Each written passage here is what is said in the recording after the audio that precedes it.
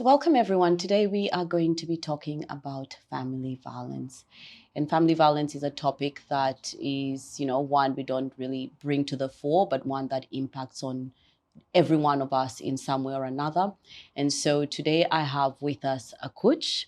Akuch, welcome. Thank you. I'm going to get you to tell us a bit about yourself. Anything you want to tell us about yourself before we start talking about family violence? Thank you. Such an honor to be here. Thank you. My name is Akuch. But before I introduce myself, I'd like to do an acknowledgement country. Yeah, I'd thank like you. to acknowledge the traditional custodian owners of the land.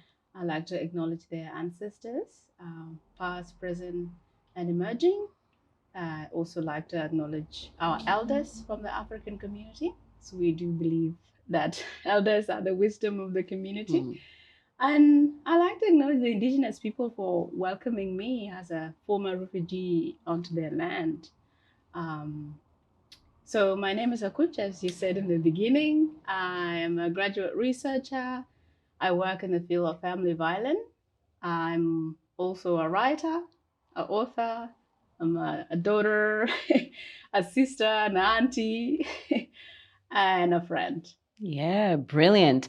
I love that. I loved how you introduced country, and really just related that to yourself, as a refugee, as a migrant in this land. And I think that's just so important as we make a start. And so now I want us really to delve into family violence and really talk about how prevalent it is in the African community. Family violence, the statistic from research does show that family violence is very prevalent in the African or in the migrant and refugee communities, as much as it is prevalent in other communities. There's differences in the data. Some data say it's more prevalent than other communities. Some data say it's even. So we really don't have an absolute answer to say, okay, there's more family violence happening within the African communities compared to other communities, because the numbers tend to fluctuate. Very good. Now, that's really interesting. One thing about family violence is that it does not discriminate. There's not a type of person who's more susceptible. Absolutely. There's not a particular group of people that's perhaps more prone to it. But as we discussed today, I think one of the main things we want to try and bring out is, for us as a community, what can we do to rally around this issue, not to shy away from the issue, but really to look at it head on and see how best we can approach it. And so I'm really drawn to this particular thing, and I'll just read this one. There was an update I read regarding the family violence law in Australia. So this was an announcement on the 27th of October that Australians who are affected by domestic violence are going to get 20 days of paid domestic leave. Now, question for you is, and I think that's really, really fantastic, really fantastic. Now, how does this compare with other jurisdictions as far as you know? Like, is Australia tracking well? Is this a good thing? Are we ahead of other jurisdictions, or is this commonplace other areas and it's Australia catching up? What do you think? Like you said, I think it's a really great move forward. Yeah. And it's an absolute great recognition from the government, from the lawmakers, from the policy makers, and from the practitioners in the sector to recognize that when an individual is impacted by family violence, it bleeds into other areas of their life, such as work, such as social group, friendship, their family, everything around the victim is sort of affected by that one experience or by that prolonged experiences. So for it to be recognized and for victim to be given days of work is a great move. But I wouldn't say that we are ahead as a country. I think there are countries that are doing a great job also in terms of bettering their services for victims, also working with perpetrators so they can stop the violence, and also countries that are sort of like doing similar stuff. Like when you look in the US, going on in the US, what's going on in Europe, what's going on in Canada, there's a lot of similarities in terms of our laws that are governing family violence. And we're all, I think, learning from each other. And we are informing our services from what is working in a different country. We sort of adapt that, try that here, if it works for us, if it doesn't. So I think it's very, compared to when I first started in the field, which is almost 11 years ago. There's a lot of progression, very positive progression. I've seen a lot of services and individual within the community during COVID really going out of their way to make sure that victims are supported. Though COVID came with several challenges, but the law and the community and the services were really trying their best to make sure that those who are in need are supported, and those that wanted to be removed from the family violence situation were removed and tried to be supported in whichever way possible, though COVID made it difficult. So I would say that we are progressive compared to other countries, but there are also countries that are doing similar policies and introducing similar laws to try and manage family violence. Very good. Thank you. Thank you for that. Okay, Akuch. Thank you. The discussion, though, so far has been really eye-opening, and I think it really is one of those topics that we haven't had enough of in our community. And so now, just really drilling into family violence as as what it is, family violence. Let's talk about that. What does it look like? Like, what are some of the features, perhaps, you can draw out of family violence, so that if someone who's viewing this sees some of those things, they could go, oh, potentially this is family violence in my situation, and then they can then reach out to the supports. So if you just inform us on that aspect. Thanks. That's a very good question, because I think, particularly for our African communities, we tend to just focus on the physical, which is almost the crisis level. But before the physical, there are a lot of features. There are a lot of things that takes place before someone hits someone. And to start with the physical, since we're on the physical, is things like, pushing, shoving, punching, throwing things at the person. That is violent. Also, there's emotional, where you tend to belittle someone. You call them, dumb, stupid, you will never amount to anything, no one wants you, just to chip away their self-esteem. That's emotional, and the list goes on. But it's a violence that is perpetrated against your emotion, just to chip you away emotionally, and leaves you feel like you're nothing, like you're nobody. That is also a part of family violence. There's financial, which is something that is quite visible also in our African communities, where one person in the family, often is a man, but some women do it. They tend to be the one controlling the family finance. So they have all the ATM cards. They decide which bill to be paid and when. They decide when the shopping is done and where. They decide what to buy for the kids and what not to buy. They pretty much determine everything that comes out of the family account. We've also seen instances where one partner is working, but they're not telling their partner the right amount that they make, their income. So the Centrelink payment for the partner ended up being affected, not knowing that her partner is making more than enough for the family and that they're not supposed to be entitled to Centrelink. So that created a very toxic dynamic where there's a lot of secrecy within the family. There's a lot of one person not being aware of where the money goes or where the money comes from.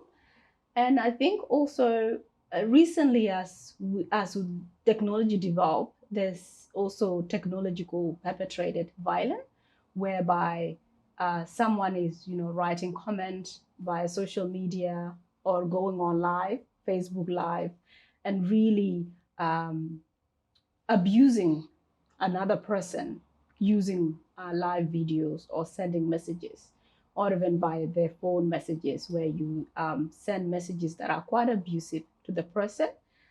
So that's technological, which is something that I think we're not talking a lot about within our communities, but we need to talk a lot about it, because it's something that we've seen in the sector comes up, where there's an intervention order in place, but the party that been served the intervention order, which is the perpetrator, it's still trying to perpetrate violence via technology, which is a breach of an order. But if the community or the victim are not aware of those little acts, then they can think it's not family violence, but it does fall under the category of family violence. And I would say also to add that use your discretion as a victim. If you're in a situation, if you're in an environment, you are in a home where you really feel threatened, you feel belittled, you feel small, you feel fear, you feel like you don't have power or control over your own affairs as an individual, and you're sort of emerged with the other person, and they don't give you the freedom to act using your own will, then I would say talk to someone. It might not be, and it might be family violence. So always encouraging, talk to someone. It can be a practitioner, it can be a friend that you trust, it can be a family member that you trust, but just use your discretion and really sit down and ask yourself, how do that person makes you feel? How does the environment makes you feel? Very good. I like that. Use your discretion, because it does look like very many different things as you've elaborated. And another aspect, I suppose, there's also the spiritual. You cannot, fellowship or worship or do whatever it is, or you can only belong to this and not that, and all of those. So many different manifestations of it. And so to really try and concisely capture it all in the time we have would not be possible. And so I think that's really good encouragement to our viewers, and to anyone perhaps who even may know someone who may be going through family violence. Discretion is so important. Look at what it looks like, look at what it feels like. And if it's not feeling right, then that is worthwhile really just approaching it, because that could well be the very red flag you need. Now, my next thought is one that is often posed by people. And the question is often asked, if it's that bad, why doesn't she leave? So do you want to shed light on that? Why doesn't she leave? I mean, if it's that bad, like, surely it can't be. And it's such a pity that we tend to ask that question, because that question really blames the victim. Yeah. It shifts the responsibility from the perpetrator to the victim, that she or he has to be the one that have to make the decision to leave, and not focus on why the perpetrator is not stopping the violence, But I think when people ask, why didn't she leave? When you put yourself in the shoe of a victim, it is not that black and white. Yeah. Sometimes the violence starts very early on in the relationship, if it's an intimate relationship or in the family. And it's sort of like chip your confidence and your health, mentally, emotionally. It's shifted away slowly. Most violence that occurs within the family or within the intimate relationship are often not just a one-off, like I'll punch you or push you. There's always a build-up, and that build-up really it really affected the victim emotion and their confidence and self-worth. So leaving is sometimes not what they're thinking of. Majority of the families I've worked with, they still love the perpetrator. If it's a family member, they want the violence to stop. They don't want the person to leave, or they don't want anything bad to happen to the perpetrator. They just want the violence to stop. And that's one aspect. Another aspect also, because it can be very intersectional, and it can be experienced differently by different communities. And this is where I think cultural differences comes in. Say, for example, within the African community, right now, the conversation is picking up, which is great. There's a lot of advocacy. But before that, it was really taboo. So victim had less support or less people around them to disclose what they're going through with. Perpetrators also, their own challenges that they're struggling with. For example, I've worked with men that come from war-torn backgrounds, and they suffer a lot from PTSD and all sort of traumas. So right now, I think there's a discussion within the sector on how to address those particular men. and not only just work with the victim, because if we don't address the perpetrators, the victimization sort of continue into a cycle. So to answer the question, I think it's a shame that we blame the victim for not leaving, but also we have to understand that we need to work better with victims in order to give them comfort, the courage to speak up and to leave, and to also work with the perpetrators. So if they were to move on to another relationship, then that person that they're moving on with doesn't suffer the same consequences of being victimized again. Mm. Yeah, and I think what you then bring raises another important aspect of our culture as an African people, very much patriarchal, focus on the male dominance, male privilege.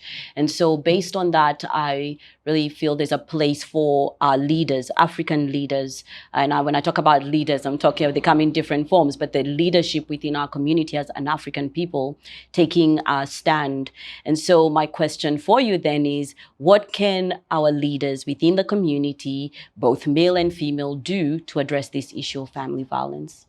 I think first is to call it out for what it is. It is violent, it is damaging, and it's something that no community or culture or society condone. Yeah.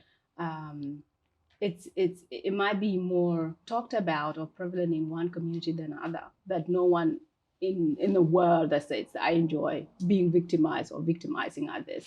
So I think for our leaders to make sure that when they see a behavior that is a bit of a red flag, it would be great to address that and intervene early before it starts escalating to a point where someone is hurt. And that is changing. Again, I've seen now some community leaders are really trying their best to make sure they support families and individuals within the community. And that came about from hard work of advocates of family violence practitioners that are from the same community, came about from research, from the legal intervention and law enforcement agencies trying to work better with communities. So I think a lot of our community leaders are learning, and I don't think it's going to be a rapid shift where community leaders are all doing the right thing or intervening in families where there's family violence. Is going to be a slow movement, but the key is there is movement. Yeah. And that's what we want to see. We want leaders that are confident. We want leaders that believe in doing the right thing. We want leaders that not only support one gender and not the other, and support men and support women and support the young people also, because I think there is a level of family violence that happen among young people, but it's just not talked about as much as family violence that happens in older couple intimate relationship, particularly in the African communities, because the young people it's tend to be interpreted as in that's just a delinquent behavior, that's it's a juvenile behavior, but it does fall under the category of family violence if they're intimate couple or they're perpetrating violence against their siblings. Then that also needs to be looked into and needs to be addressed, and it needs the intervention of community leaders and elders. Very good. Really elaborate response. Thank you. Now, you did mention red flags, but you also mentioned that there's different people who can be perpetrators. So you could have even children. I've actually read this of younger people, particularly male, adolescent, who are the perpetrators against predominantly their mothers. Now, let's talk about that. What are these red flags? So you mentioned red flags. What are we looking out for to say that is family violence or that fits within the definition of family violence? And it's I think it's a definition that every academic that works in that field and every practitioner really struggle with, to come up with one definition that fits all the communities, all the cultures, all the languages. It's a little bit impossible. So I think the definition that we're using now that really capture the dynamic within the African communities, because when you look at the dynamic within the African communities, it's slightly different from the white communities. White communities tend to be very nuclear, very small, intimate families, where the African, we have very large families. We have, families where there's 9, 10 children, and a mother and a father. And also polygamy, if a man has too many wives, then they have children from different wives or they're not together. So it's really, really complex. So a similar definition that I would probably link it to that sort of capture the dynamic within the African communities is the definition that is used by the indigenous communities. And that's the definition that include children, mother, uncle, aunties, elders, everyone that we as a family or as a community tend to believe or define as a family member. So, because of how broad the families are, red flags will also depend on the individual family and their ways of doing things, their ways of communication, their ways of relating with one another. Um, there, there are young people that are raised in a very loud environment, and you tend to yell when you're communicating. In a quiet family, that could be a red flag. Why are you yelling at me? You're causing fear and control, because once the person feels fear, then that is a red flag, because no one should be fearful in a relationship, regardless whether that's an intimate relationship or a relationship of siblings and mother and father. So, but in a family where people communicate like that, it is not a red flag. So I would say these red flags are defined by the people within that community and within that family. Hmm. Yeah, interesting. But I really agree with you, though, the part where you talk about, the fear. So the characteristic of family violence is that aspect of dominance and control. So there's a domination, there's a control that then brings about the fear. And so even in that context of a quieter family and someone is being loud, or a louder family and someone being loud even still, if there is dominance, if there is control, if there is fear, then that's a flag right there that they need to be seeking support. Yeah, very good. And so then what supports are available? What supports are available for victims? Maybe if we start with victims in this area of family violence. Currently, there are a lot of support. There are lines you can call, and there are services that you can walk into.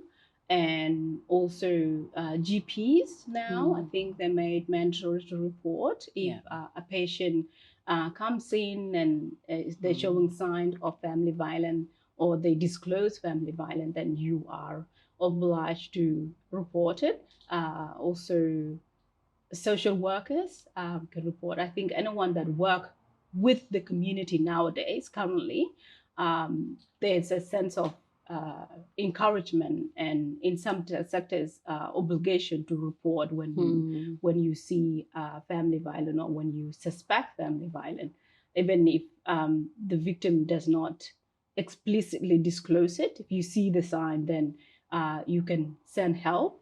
And in instances where there's physical violence, then victims should not wait until someone notices. Number one thing to do would be to call the 000. Call the police if you feel unsafe, if you feel threatened, if you feel that you need to talk to someone. Because sometimes I think within our African communities, calling the police is sort of like sought after, when the incident reached the crisis level where someone is actually hitting someone physically. They don't tend to call the police when it's just verbal or financial or emotional. But even in those instances where it's financial and emotional, you can still talk to the police, and they can refer you to services that they think is appropriate to your specific circumstance. Very good. Very good. And I think that's a really fortunate thing we have, that, there is help. And even in a situation where someone doesn't feel they can confide in a family member or a friend, there are supports available, which is very good. Now, let's then shift and think about the perpetrator. And I like that through your conversations, you focused also on the perpetrator. So what kind of support is there for this person who is the instigator, who is the perpetrator of the violence, to help them break this cycle? That's a good question, and I think in all my talk, I never leave perpetrators out, because we have victims because we have perpetrators, and vice versa. So with perpetrators, before there was really very minimum help for them, but now I think the conversation is shifting. Research is proving more and more that we do need to work with perpetrators. So there are services that, such as No to Violence, there are services that work particularly with men on how to change their behavior. There are some services that you can self-appoint and refer yourself as a perpetrator, but there are services that are ordered by the court if the incident does reach the court. But when they are ordered by the court, then you sort of have to do those, you have to follow up with those services. One of them is the Man Behavioral Change Program. But I would like to add there, with some of those services, they become very complex for the African men, because they are, for example, the Man Behavioral Change Program is based on the Duluth Wheel, which is to address the power and control and change the behavior of the perpetrator. Whereas for some of the African men, their experiences are a bit more complex. It's not just about wanting the power and control. It could be deeper than that. And I really like, because now there are services that really are identifying that need for that group of men, and they are establishing services that are culturally informed, that are trauma informed, because the research does show also that some of these men come from a very traumatic background. So that element of trauma needs to be addressed, as well as the violence, because violence might be stemming from that place of trauma. And it's a shift that I really like to see, and I'm seeing it slowly being practiced and being embedded into our services and into practices. So I really like that, and I would like to see more of it being done, and I would like to see more of it being done on a community level, and on a service level, and on practitioners level. So it's not just one uniform approach that fits one group that is being applied over all the group, but creating unique services that really address the needs for those particular cohort. Very good. Very tailored is how you're, Yes. yeah, very good. Okay, so Akuch, I wanted us to delve in on a particular segment that is a perpetrator of family violence, and increasingly an emerging group, but one which in many ways we feel helpless. Particularly, I speak as a mother, a group that we feel helpless about. And so these are the adolescents, so the teenage ones who are perpetrating violence, particularly against their mothers. And mothers feeling helpless, in some ways maybe feeling a shame associated with it, feeling they don't want to dob or tell on their child. So any wisdom or anything you can say or comment about that particular segment within our community? And that's a very sensitive, and it's a hard corner to push the mother into, to tell the mother, recognize that this son or this daughter is perpetrating violence, and you need to report it. uh, you feel like you're not doing justice to your child by involving the authorities. But I think having them address, it's not only beneficial for you as the mother or the family member that is on the receiving end of the violence, but it's also for themselves as an individual. There are services that work with young people, because it needs to be addressed before the child grow up and get into the legal system. And you can try maybe at a community level, where if there's an uncle that they really respect, then maybe that son can sit down with an uncle and talk about things that he's struggling with himself, within himself, and why he's behaving in such a manner. Also, uh, GPs again, school. There are, if the child is still at school, there are counselors at school, and often the school, they pick up on these things. If the child is very aggressive at school, they tend to let the parent know. So I think it would be worth joining hand with the teachers and letting the teachers know what's going on at home also, which might be validating for what is going on at school. And you can join forces and have a sit down, like have a meeting with the principal or with the teacher, with the school counselor and the child, or without the child, to work out a plan on how to get help for him or for her. Because the sooner you get the help, the better outcome for the child and for yourself as a mother. So I would emphasize it's not doping in, it's not, you're not calling the police on him unless that he's physically abusing you, then by all means do call the police. It's that black and white, there's no gray line. If someone is being violent toward you, call the police. But if it's a behavior that is it's sort of looking like abuse, then you really do need to address it as a parent, and you need to talk to people that can support you and make sure that the child get the help that they deserve, and you yourself to get the help that you deserve as a mother. I like that. So getting the support that they deserve and you as well as a mother deserve. So that's really well said. Now, thinking then about, in light of that, and just thinking overall about perpetrators, I want us to drill down to specific supports, perhaps specific resources that they can, tap into in this area of family violence. So really just honing in specifically on the perpetrators. There are generalized support that are available. No Relationship Australia is one of them. They work with perpetrators. No to Violent have a lot of resources online. They work with perpetrators. Also, community groups. There are groups within the community where a group of men are acting as the change agent that you can talk to. Also, if you're a person that comes from a family or community of faith, you can also talk to your faith leaders. Faith leaders now have a toolkit that they can use to work with families, with perpetrators, and with the victim, and to also identify some of the element or some of the emerging factors within those families that go to their that attend their services, to identify them as, okay, this might be a sign of family violence. Maybe I need to intervene. And there's a lot of training now. I'm one of the trainers. I work a lot with community leaders and faith leaders to train them on how to pick up the sign and the safest way to intervene, because intervention is not always the safest. If it's done wrong, it can really backfire to you, to perpetrator, and to the victim. So intervening in a very safe manner is something that a lot of faith leaders are learning now, and they are a group also that you can talk to. Very good. Then one other thing that I perhaps would like us to talk about is the taboo around this particular topic of family violence. Why do you think, particularly when I think about the African community, why is there this shroud of secrecy or taboo around family violence? And what can we do to deal with that?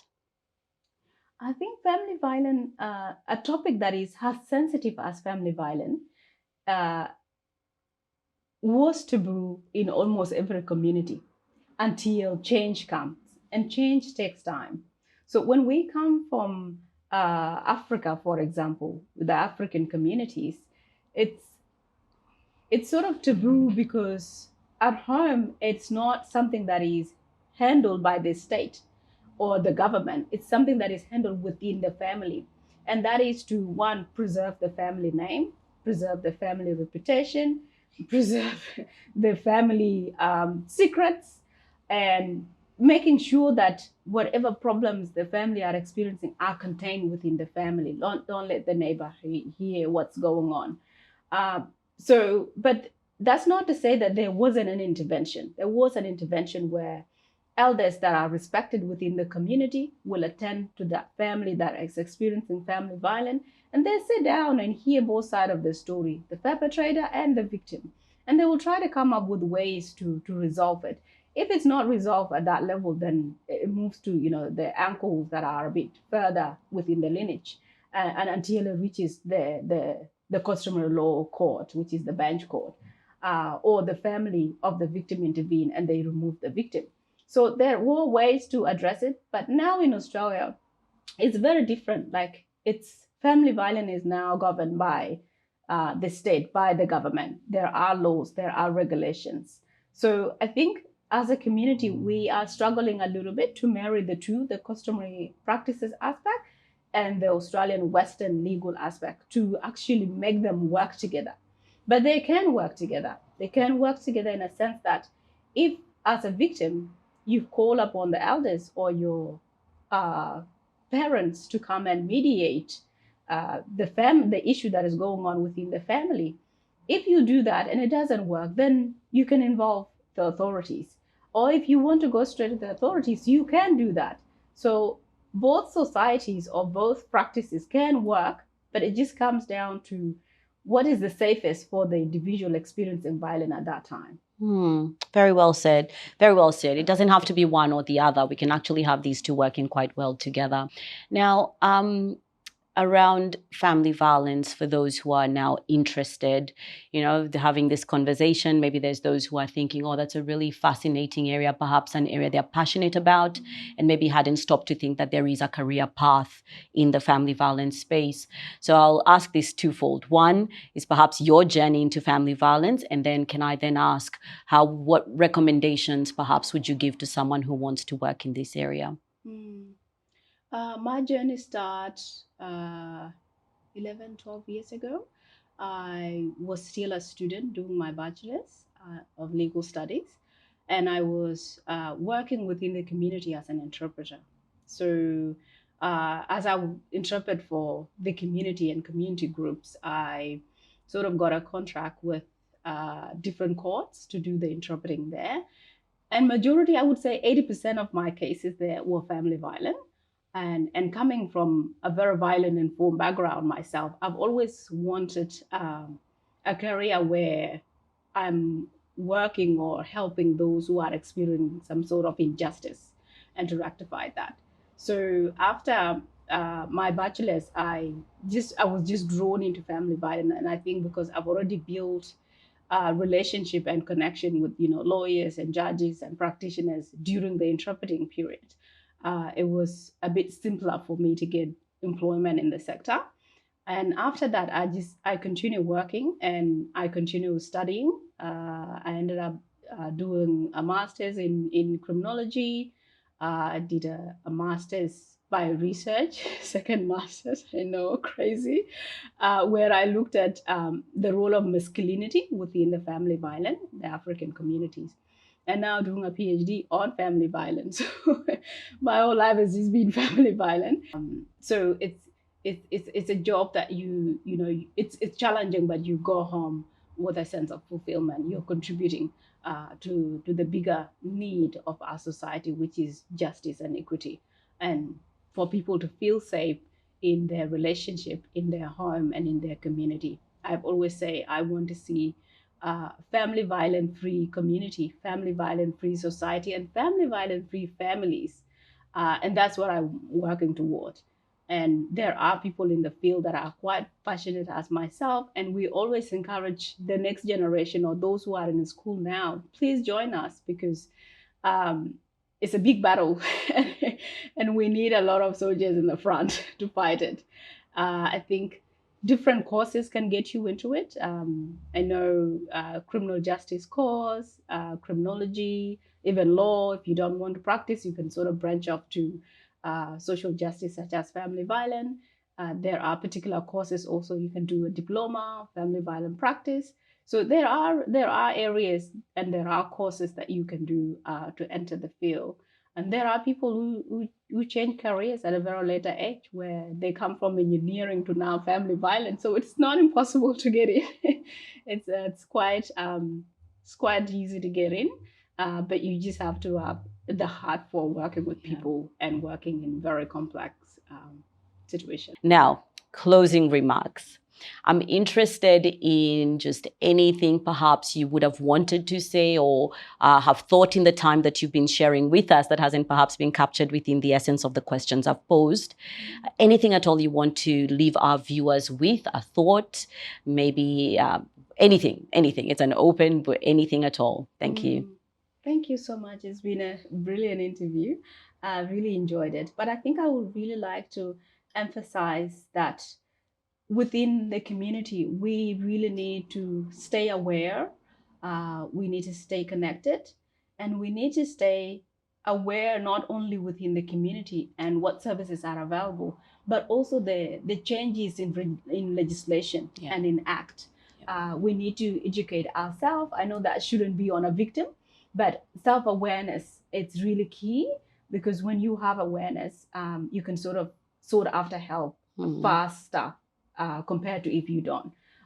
Say, for example, a couple of years ago, not long ago, the Family Violence Act was amended, and they've added dowry-related abuse as part of the act, forced marriage as part of the act. That is something that a lot of our African communities are not aware of, though we are the one that practice dowry the most. So it's very important that we know those changes in the law that really affects us. They're not made to sort of police us, but when we look at the dynamic and our practices to do with dowry, or arranged marriages and forced marriages, it's really affecting us. And I think for the community to stay on top of that, so we can avoid the pitfall that we can fall into, not knowing what's illegal and what's legal. I know that was your closing remark, but I think then you open up another discussion point right there. So with those aspects, and I know those aspects are very much a part of our context within an African setting, do you want to just touch very briefly on when you say the laws changed, what has changed in regard to those aspects, or what has actually been mentioned or brought forth with those aspects? I think another one would also be female genital mutilation, which is not necessarily practiced in every part of Africa, but in some parts. Yeah. So do you want to just overall, just an overview of those aspects? Thanks. Well, with the dowry-related abuse, it's very straightforward. You cannot abuse a victim because you pay dowries over their head. It's illegal, though the practice of dowry itself is not illegal. That's right. Communities that pay dowries when getting married are still allowed in Australia to do that within the circumstances of safety and respect. Also, forced marriage, it's very self-explanatory. You cannot force someone to marry someone against their will. Child marriage also, you cannot force a child to get married at an age that is illegal to be married off. And like you said, genital mutilation is illegal now in Australia. And I think awareness, though they're not practiced across Africa, there are pockets of communities within African communities that practice it. And it's important that they know, that they are aware of those changes, and that they keep up to date with those changes, so we can avoid doing things that might get us in trouble then when they're not supposed to. Very good. Thank you so much, Akuch. My parting remark, if you like, is really just as I contemplate the things Akuch has spoken of with us today, that, I join her and I join every other crusader who really feels that, every aspect of family violence needs to cease. And particularly as she was talking about the emotional and the physical, there's just something inside me that was recoiling. I was thinking, in this day and age, we still have these things happening. And so I join every campaigner really just willing to see a society where we can walk in respect, families can thrive, and we see an end to family violence. So thank you so much, Akuch, for the work you do. Thank you for the awareness you're raising. And I really just, in whatever way, look forward to seeing us as a community, an African community, but really universally an Australian community, be free of family violence. Thank you so much. Thank you. Thank you all. That's the Connect for today. It was really good to have you. A very serious topic, a very informative topic in many respects. And I do hope that we can continue this conversation some other time. Thank you for watching. Bye.